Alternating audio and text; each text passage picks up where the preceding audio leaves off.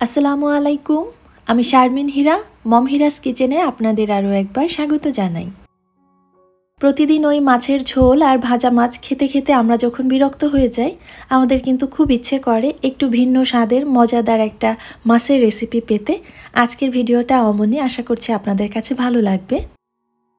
প্রথমেই এখানে আমি 5 টুকরো রুই মাছ নিয়েছি, একটু মোটা করে কাটা আছে। ভালো করে ধুয়ে পরিষ্কার করে নিয়ে এবার 1 কাপ পানিতে আমি সেদ্ধ বসিয়েছি। এখানে লবণ হলুদ কোনো কিছুই দেইনি। আর এই সেদ্ধ করে নিলে দেখা যায় উপর থেকে চামড়াটা এবং কাঁটাগুলো ছাড়িয়ে নেওয়াটা সহজ হয়। রুই, কাতল, মৃগেল অথবা কালীবাউস এ ধরনের কার্ভ জাতীয় মাছ দিয়ে এই রান্নাটা করে নিতে পারবেন, একই রকম স্বাদ আসবে। মাছের সঙ্গে মশলার পরিমাণটা যেন ভালোভাবে বুঝতে পারেন, সেজন্য আমি মেজারমেন্ট কাপ দিয়ে এখানে মাছটাকে মেপে দেখিয়েছি।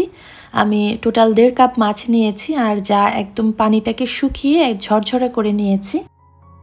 পানিটাকে খুব ভালো মতো শুকিয়ে না নিলে যখন গোল গোল করে শেপ দিতে চাইবেন তখন কিন্তু খুলে আসবে। মাছটা মাখানোর সময় যেন একটু আঠালো হয় এবং ভেতরটা নরম থাকে, সেজন্য একদম ছোট সাইজের একটা আলু নিয়েছি। আগে সেদ্ধ করে নিয়ে এখন ভেঙে ভেঙে এর সঙ্গে মিশিয়ে দিচ্ছি। এবার এর মধ্যে দিয়ে নিচ্ছি 1 টেবিল চামচ পেঁয়াজ কুচি, 2 টুকরো রসুন, 1 টেবিল চামচের অর্ধেক পরিমাণে কাঁচামরিচ কুচি, 1 টেবিল চামচ ধনেপাতা কুচি, হাফ চা চামচ হলুদের গুঁড়া, হাফ চা চামচ মরিচের গুঁড়া, হাফ চা চামচ জিরার গুঁড়া, হাফ চা চামচ লবণ, একদম 1 চিমটি পরিমাণে ধনিয়া গুঁড়াও দিয়েছিলাম, ওটা স্কিপ হয়ে গেছে। এখন সমস্ত উপকরণগুলোকে আমি ভালোভাবে মাখিয়ে নেব, সেজন্য আমি ব্লেন্ডার জারে ব্লেন্ড করে নিয়েছি। আপনারা চাইলে পাটায় পিষে নিতে পারেন অথবা রসুনটাকে বেটে তারপর পুরো উপকরণগুলোকে হাত দিয়ে মেখেও নিতে পারেন, যার যেমন ভালো লাগে সেভাবে করে নিতে পারেন। তবে বাসায় যদি বাচ্চা থাকে ব্লেন্ড করে দেবেন, তাতে করে তারাও খুব সহজেই খেয়ে নিতে পারবে। হাতে কিছুটা তেল মেখে তারপর আমি এই যে গোল গোল করে কোপ্তার শেপ দিয়ে নিচ্ছি। আপনারা নিজেদের পছন্দ মতো যে কোনো আকারে বানাতে পারেন, তবে সাইজে ছোট রাখবেন, তা নাহলে ভেতরে মশলা ঢুকতে চাইবে না। আর এটা পাকানোর সময় যদি হাতে লেগে লেগে যায় তাহলে মনে করবেন ডোটা নরম আছে, তো সেক্ষেত্রে 1 টেবিল চামচ বা পরিমাণ মতো যার যেরকম দরকার সেই অনুযায়ী বিস্কিটের গুঁড়া, টোস্টের গুঁড়াটা দিয়ে নিলে আবার মোটামুটি অ্যাডজাস্ট হয়ে যাবে। তবে এখানে ময়দা বা আটাটা কোনোভাবেই ব্যবহার করবেন না, এতে করে খেতে ভালো লাগে না। আর এই যে আমি একদম ডুবো তেলে খুব কম আঁচে কোপ্তাগুলো ভেজে নিচ্ছি। এখানে আঁচ যদি বাড়িয়ে দেওয়া হয় তো উপরের অংশ লাল লাল হয়ে যাবে আর ভেতরে কাঁচা থাকবে।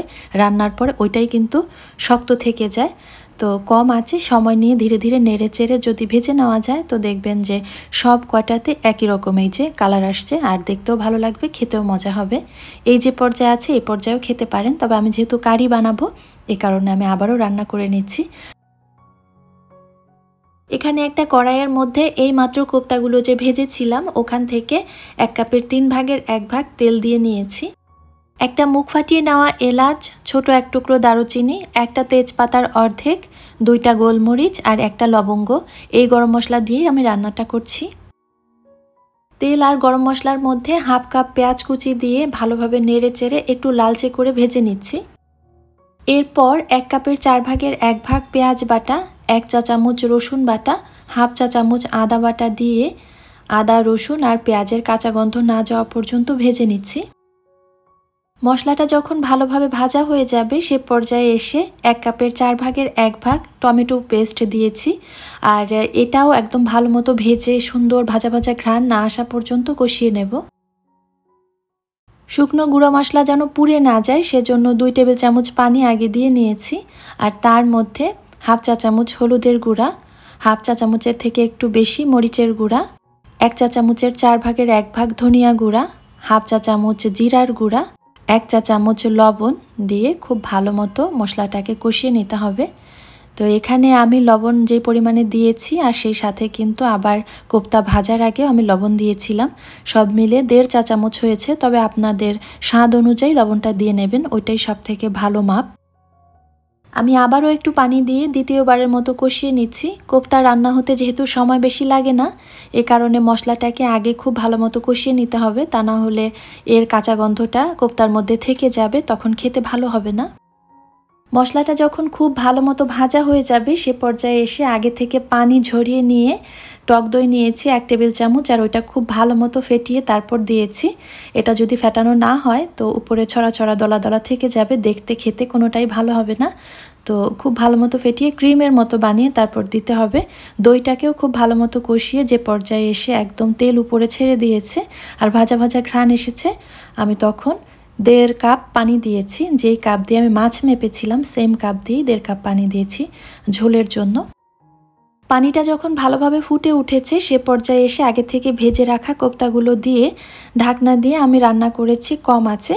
তারপর যখন প্রায় হয়ে এসেছে ওই পর্যায়ে এসে মুখ ফাটিয়ে নেওয়া 3টা কাঁচামরিচ দিয়েছি, তার সাথে দিয়েছি চা চামচের 4 ভাগের 1 ভাগ চিনি এবং সামান্য পরিমাণে ধনিয়া পাতা কুচি। আপনারা যদি এখানে টক দইটা ব্যবহার না করেন তো সেক্ষেত্রে চিনিটা না দিলেও চলবে, আর দিলে এটার টেস্ট ব্যালেন্স হবে, খেতে ভালো লাগবে। আপনাদের নিজেদের পছন্দ মতো এবার করে নিতে পারেন। আশা করছি আমার আজকের ভিডিওটা আপনাদের কাছে ভালো লেগেছে।